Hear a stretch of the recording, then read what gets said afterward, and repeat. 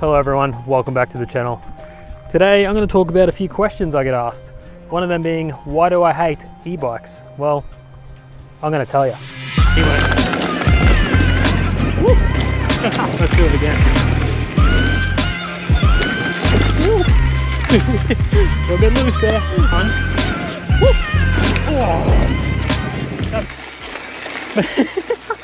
But come on, man.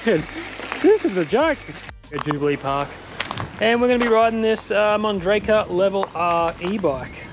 So I was told it has about 70% battery currently on it, and that should get me, you know, a bit more than 30 k's. I think this thing weighs about 26 kilos. It's got Fox 38s on the front, Fox DHX coil shock on there on the rear, a whole heap of race-based parts. It's got the same brakes that are on my Mondraker as well, the DB8 mineral oil brakes. There should be 4-pot, and this bike looks pretty cool. It's a test bike. I got it from Johnny Sprockets for just a demo for a couple of hours, and I'm pretty sure anyone can ride this if you go in there and ask. You might have to put some money down, but yeah, I've been given this for the day from Johnny Sprockets to have a play on, and yeah, we're gonna go down the hill and I'm gonna talk some shit.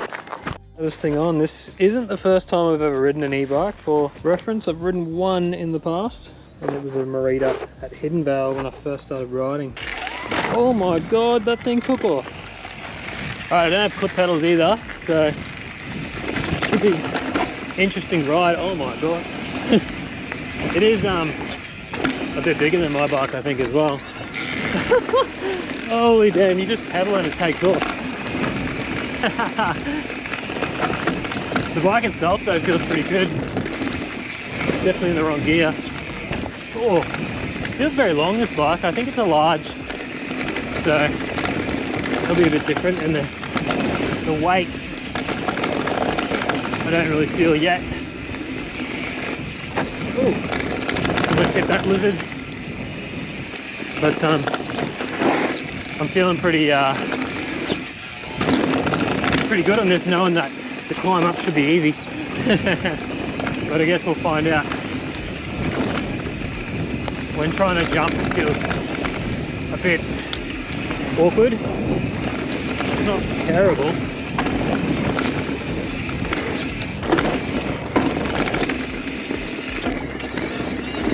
Oh, this is silly. Alright, into frenzy here. Woo! That jump I just pretty much did nothing. We are in turbo at the moment. Yeah. Here at Canyonero Blue Trail. We're going to head up to the jump park once I'm done with being down here.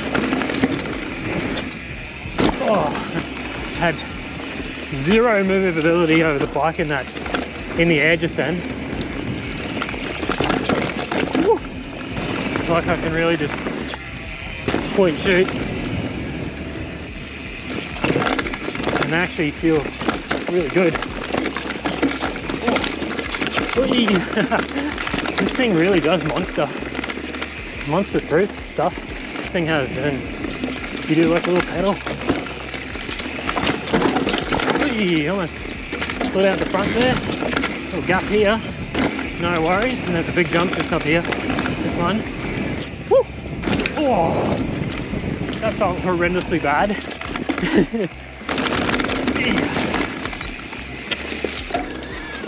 Oh my god, this is just absolutely silly. And you mean to tell me that you can still get the same workout on an e-bike as you can on a normal bike? You are absolutely dreaming. Look how fast this thing is. I'm going uphill. Usually I'd be in granny gear right now.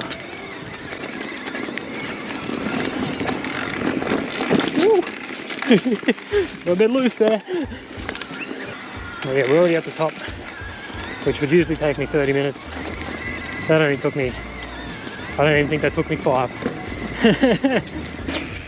Oh, it's definitely much more difficult to jump. You gotta put way more effort into it. Oh, a bit off camber through there. What have we got here? A little jump thing. I think we've just crossed across the fire road and we're now onto Gilbert's trail, but this is still counted as caliber now. Oh, the jumping this thing feels bad. Oh, it's so. Woo. And now on to the old roller cap climb, which is now a descent. So this is pretty cool, nice and flowy. Woo. A little bit of a garden here. The oh, damn, wasn't ready for that. Oh yeah, let's see. We've ended in a similar spot to where rock and roll ended. You staying? And we're just gonna casually ride up this hill. And there we are, we're at the bottom. Oh, that was a breeze. Like, holy damn, this is so easy. If you know this fire road, you know how shit that is and how steep it is. And this is just easy. Like, if you're in the market for an e-bike, this Level R might be the go. There's also a new one out called the Neat R or Neat RR. And that thing, oh, that thing's a beast, I tell ya. And gears going up that hill back there. It kind of sounds like a race car, like it's quite fun. So this has got a Bosch motor in it. I'm pretty sure it's a pretty solid one too. Like, I was told that I'd get around 30 Ks from a 70% bar or more. Is living up to it. I've been in pretty much turbo power the whole time. We were only down to 56. So that's Heart Attack Hill done. Very, very fast. Very new field park at the top. And I don't think I'll do black, but I'll definitely do green and blue. I think my footage was a bit busted before when I was here, so let's do it again.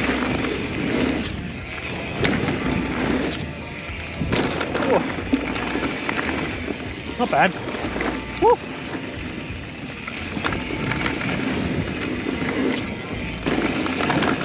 All right, let's yeah. You really gotta give it to it, like I've said a few times. Really gotta give it the beans to get in the air. Easy. And then I should be able to get through this trail in, shit, I reckon 5-10 minutes. Oh, we almost hit the quail. That's not like so much effort just to jump. Oh, it feels really tough. Pretty straights like this, really good.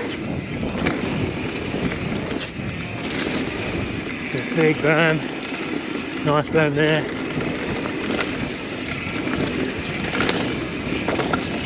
Like, yeah, I could comfortably do a lot of Ks on this bike today. Man, I'm gonna get back on my bike like later in the week and just feel like it's a brick. Like, I'm like not going anywhere. All right, let's get to the top and then I'll give you a final review of e-bikes and this Level R. Righto, so hopefully my GoPro didn't die through some more of those footage, because I know some of it did die because of the heat, which makes sense. So, final thoughts on an e-bike. It was really fun. Honestly, it was. It makes the climb trails enjoyable, but it makes them feel like they're more of a trail, like more of just a flat trail, I guess. It felt fun climbing for a lot of that. I guess it felt fun because it didn't hurt my legs or anything. I didn't feel any bad fitness wise, so that was great. I think goods and bads about e-bikes. I think, in my opinion, it is going to be very, very easy for someone who rides an e-bike to get lazy. And the reason I think that is because you have boost mode, you have all these different modes, but boost mode, I'd struggle not to use it every time, because I don't usually ride for 5 to 6 hours a day and ride everything. I just ride certain trails where I know I'm going to enjoy myself and the fitness, I have enough fitness to do those, and then when I'm done, I'm done. Whereas with an e-bike, you can just keep going, and I think I'd get very bored from that. So I think people with limited time, maybe. If you have limited time, yeah, e-bike would be great. If you're really, really unfit and you're just starting to get into the sport, an e-bike would be perfect for you. Someone coming from motorbikes, maybe, they might feel better on an e-bike because of the weight. I definitely felt it was too heavy for a lot of things you really had to push yourself to get the bike in the air and moving. I felt like I really had to put in a lot more effort. And then also that comes down to a different type of fitness, which is your upper body would feel, you get a really big workout from that, from riding an e-bike downhill all the time and trying to do jumps. So I think that might be a benefit. Some other good things about e-bikes, obviously you get endless ride time. You can ride a lot until the battery dies. I reckon I could chew through that entire battery, have a full ride out of it. I don't think, in boost mode anyway, I think I'd go through that battery and still have easily enough fitness to continue. You get lots of good trails out of it, you get lots of riding out of it, you get some fitness. It's nowhere near the same. I think the equivalent for me, I feel like, let's take DFib for example. That's a 4.5 kilometer trail, right? It's 110, 120 meters of elevation each loop. I think it might be a bit more than that. It's quite physical on the way down because you've got a lot of jumps and berms, and you've got a lot of effort areas where you have to move your body around and stuff like that. And then it's got a big climb. So half of that ride is a climb, and it's about a 2k 110 115 meter climb. I think it's about that. And you know, on my normal bike, on my bike on my mountain bike, I'd do one loop of that and feel pretty tired. I could do two, but it'd be pushing it. I'd be pretty tired after that, to be honest. And honestly, the fastest I've done that loop is in 20 to 30 minutes. It might be quicker than that, to be honest. It might be slower than that. On that e-bike, it took me probably half the time, if not less. I was down and back up within like 8 minutes, I reckon. And I didn't feel tired at all. And I was fairly pumping it the whole way. Like I was on that, wasn't on the borderline of the 24Ks, but I was somewhat up there, you know what I'm saying? And I think it would take me another, honestly, I think it would take me another 10 to 12 loops of that trail to get the same fitness feeling. And that's just being genuine. I feel like that. Maybe I need to test that, but I don't really want to, because doing that trail 10 times, I'd say I'd get bored of it. I'd pretty sure I'd be bored of it in 3 times, if not 2. So that's a big negative for me, is the fitness side of things. And I get people just want to ride and have fun. E-bike would be great. You don't need to have the fitness side for there, but fitness is a huge thing in my life and a huge part of why I ride. I love filming stuff, I love talking to you guys and explaining new ventures and whatnot, but I also enjoy the fitness that comes with it, and knowing that I can go home and eat a bucket of KFC. So yeah, I feel like you'd have to ride an e-bike 10 times the amount of time, or the amount of trail time, and I don't think I'd have the time for that in the afternoons, to be honest. I only get like an hour of sunlight, and I just did 2 hours in and still feel fine. Like if I did the e-bike, if I did my normal bike for an hour, I'd be pretty tired, depending on how hard I went, but usually I'm pretty wrecked after a tough ride at the end of the day. So the Mondraker Level R, it was really good. I felt really good on the downs. It could have been the weight, it could have been the planted feeling. It felt very send. Like, it definitely could have also been the coil. It felt very send heavy on the way down. Felt really good. Jumping, not so great, but that's just an e-bike, I think. I feel like I'd be the same on all 25 kilo bikes. Battery life, I was in turbo that whole time, and even Phil took it for a 4K lap, and it's still got 20% on there now. So I think you'd get 3 to 4 hours out of this bike if you were taking it not on turbo the whole time and you weren't climbing the whole time. The bike itself, yeah, felt really good. Like, everything felt awesome. I really enjoyed the bike feel. The forward geometry on these Mondrakers is really good feeling, to be honest. I still got to ride mine a bit more before I give a full review of it, but I'm starting to really like it. So the Level R, it was really fun, really cool e-bike. It was very fun. I'm not going to say it wasn't, because it was, but as a daily bike, I don't think I'd go down that route, because yeah, mainly just the fitness thing, the heaviness of the bike. I like getting a bit stylish over jumps when I can, and I really felt like I had to really work for it on that bike. If you're starting off on mountain bikes and you've come from BMX, or you've just gotten real unfit but you're normally a bike rider, I wouldn't suggest getting an e-bike. I'd suggest getting a normal bike and learning how to ride, learning how to jump, learning all your cornering skills, everything like that on a normal bike first, and then maybe down the track, like within a year or something, if you're really comfortable on that bike, go to an e-bike and just have fun. Don't worry about fitness, of course. But hey, that's just me. That's how I feel. Obviously, some people will comment below and they've only ever ridden an e-bike. That's fine. You have your opinion. This is mine. And yeah, anyways, If you like this video, leave a like. I'm guessing it's going to be a long one.